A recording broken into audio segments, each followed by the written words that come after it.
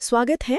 आज हम Robert Greene की मशहूर किताब द 48 लॉज ऑफ पावर के बिल्कुल आखिरी हिस्से की पड़ताल कर रहे हैं। हाँ, और शायद सबसे गहरे हिस्से की। हमने अब तक कई नियमों को समझा है, लेकिन ये आखिरी 6 नियम, मतलब नियम 43 से 48, ये शक्ति के खेल का असली सार सामने लाते हैं। बिल्कुल, ये सिर्फ दांव पैच नहीं है, ये मानवीय मनोविज्ञान की बहुत गहरी समझ पर आधारित है। तो चलिए इस अंतिम अध्याय को खोलते हैं। यहाँ जो बात सबसे आकर्षक है वो ये है कि ये अंतिम नियम सूक्ष्मता और अनुकूलनशीलता के बारे में है।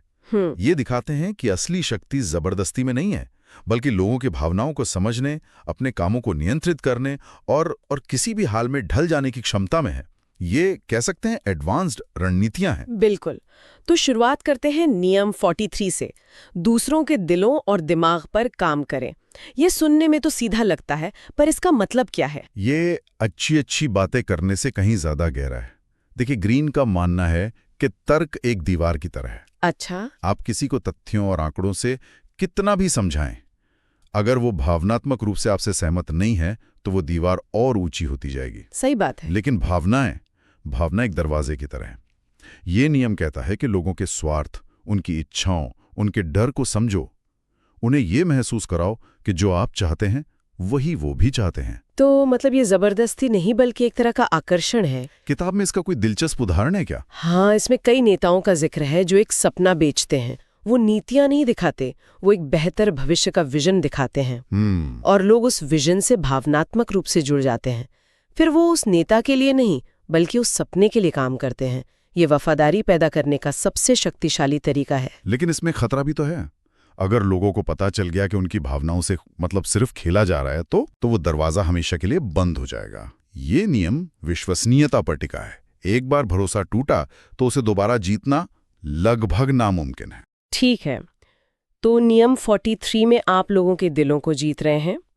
लेकिन अगर किसी को पीछे धकेलना हो, उन्हें कंफ्यूज करना हो, यहाँ पर नियम 44 आता है, जो मुझे हमेशा से थोड़ा रहस्यमयी लगा है। Mirror effect. हाँ, ये एक मनोवैज्ञानिक हथियार है। इसका मतलब है कि आप अपने विरोधी के काम, उसकी भाषा, उसके व्यवहार की हूबहू नकल करते हैं। हाँ, और जब लोग अपने ही व्यवहार का प्रतिबिंब देखते हैं तो वो बौखला जाते हैं। उन्हें लगता है कि या तो आप उनका मजाक उड़ा रहे हैं या फिर उनकी रणनीति समझ चुके हैं। एक मिनट, पर वो बौखलाते क्यों हैं? इसके पीछे का मनोविज्ञान क्या है? देखिए, जब कोई आपकी नकल करता है तो आपका दिमाग एक दुविधा में पड़ जाता है। उसे समझ नहीं आता कि वो आपसे बात कर रहा है या खुद से। अच्छा। ये कन्फ्यूजन उन्हें उनकी रणनीति से भटका देता है और वे रक्षात्मक हो जाते हैं। उन्हें लगता है कि उनका कोई भी दाव आप पर काम नहीं कर रहा, क्योंकि आप तो बस वही कर रहे हैं जो वो कर रहे हैं। इससे वो गलतियां करने लगते हैं। ये तो काफी शक्तिशाली है, लेकिन क्या ये हर स्थिति में काम करता है? मतलब अगर विरोधी आपकी नकल पकड़ ले तो? यही इसका सबसे बड़ा जोखिम है। इसे बहुत ही सूक्ष्मता से करना पड़ता है।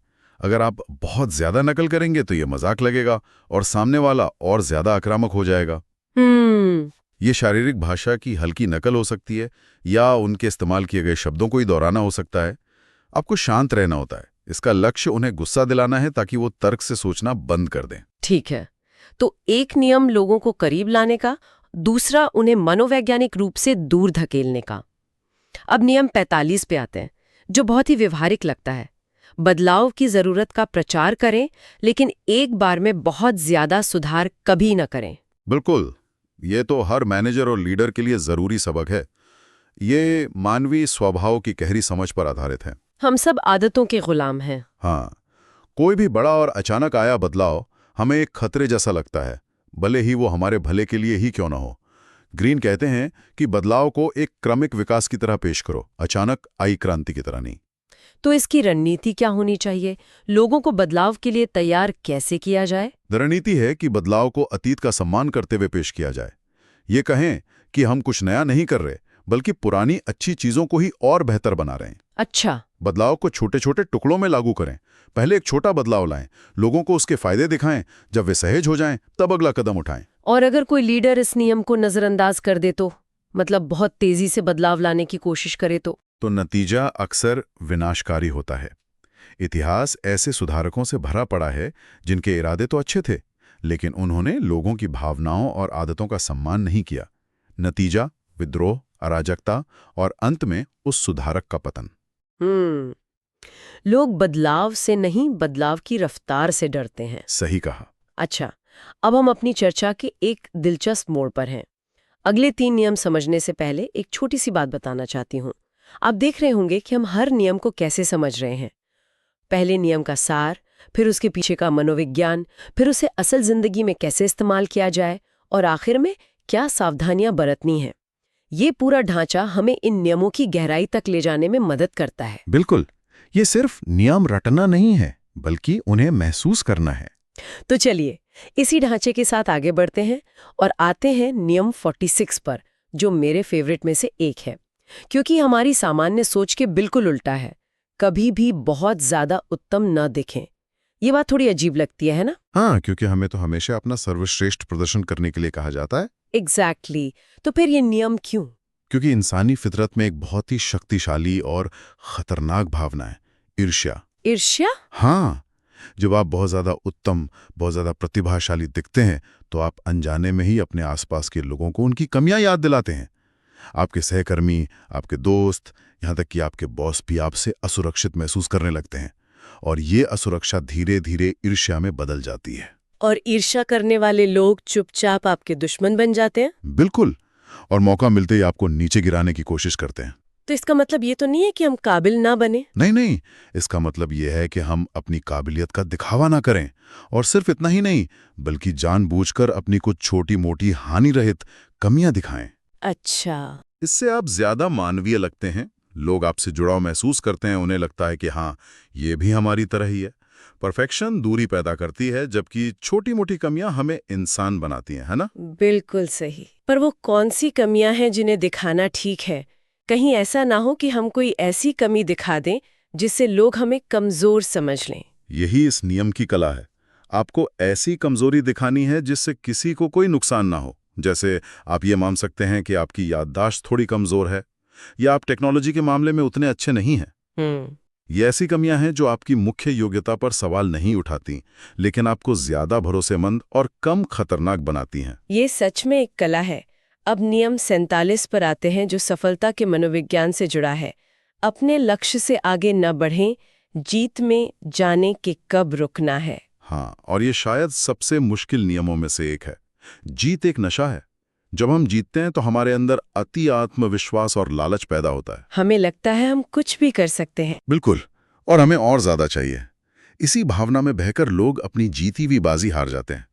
वे अपनी सफलता को मजबूत करने के बजाय आगे बढ़ते जाते हैं और एक ऐसे बिंदु पर पहुंच जाते हैं जहां से वापसी नामुमकिन होती है।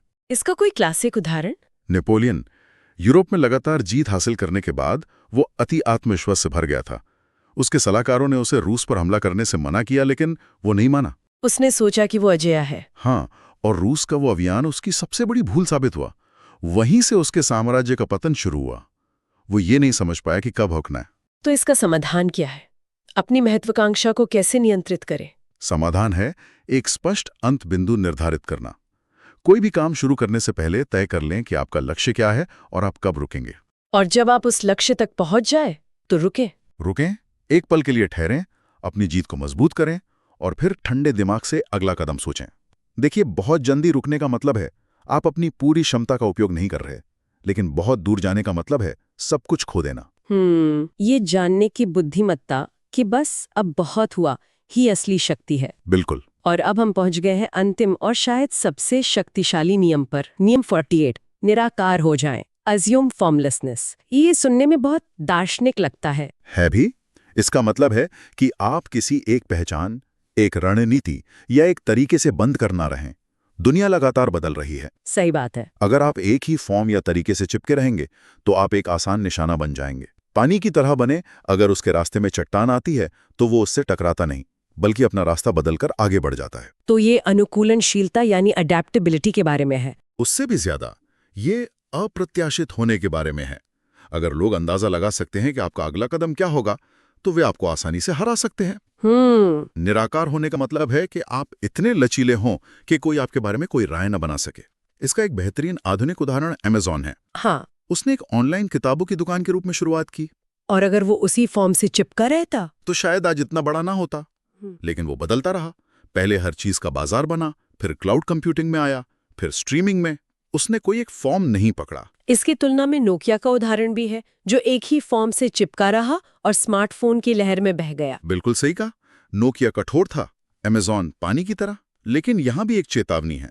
निराकार होने का मतलब दिशाहीन होना नहीं है। आपका एक अंतिम लक्ष्य होना चाहिए। लेकिन उस तक पहुंचने के रास्ते लचीले होने चाहिए। हाँ, जैसे मैंने कहा, पानी अपना रास्ता बदलता है, लेकिन बहता हमेशा समुद्र की ओर ही है। तो इन सब का क्या मतलब है? इन अंतिम 6 नियमों को एक साथ देखें तो हमें क्या सबक मिलता है? मेरे ख्याल से ये नियम हमें सिखाते हैं कि शक्ति का उच्चतम स्तर बाहरी दुनिया पर नियंत्रण पाना नहीं है, बल्कि अपने भीतर की भावनाओं पर नियंत्रण पाना है। हाँ, लालच, अहंकार, अधीरता, इन सब पर। ये समझने, अनुकूलन करने और सबसे बढ़कर आत्मनियंत्रण के बारे में है। ये सब भीतर से शुरू होता है। किताब के अंत में लेखक भी यही कहते हैं कि यह सिर्फ शक्ति की रणनीति नहीं है, बल्कि जीवन, मनोविज्ञान और बुद्धिमत्ता के लिए एक मार्गदर्शक है। बिल्कुल। इन नियमों को जानना आपको न सिर्फ अपने लक्ष्यों को पाने में मदद कर सकता है, बल्कि दूसरों की चालों को समझने और उनसे अपना बचाव करने में भी मदद करता है। इन सभी नियमों को समझने के बाद मेरे दिमाग में एक अंतिम विचार आ रहा है कि इन नियमों को जानना एक बात है, लेकिन असली चुनौती ये तय करने में है कि इनका उपयोग कब, कहाँ और किस नीयत से किया जाए। पर यहीं पे एक बड़ा सवाल उठता है, क्या शक्ति का ज्ञान अपने आप में एक नैतिक जिम्मेदारी नहीं लाता कि इसका इस्तेमाल बुद्धिमानी और विवेक के साथ किया जाए? इस पर सोचने के लिए हम आपको छोड़ते हैं। शक्ति, बुद्धिमत्ता और सफलता से जुड़ी ऐसी ही और किताबों की गहरी समझ के लिए पाओ बुक हब चैनल को जरूर सब्सक्राइब करें। इस चर्चा को लाइक करें और अपने दोस्तों के साथ भी शेयर करें ताकि ये ज्ञान और लोगों तक पहुंचे।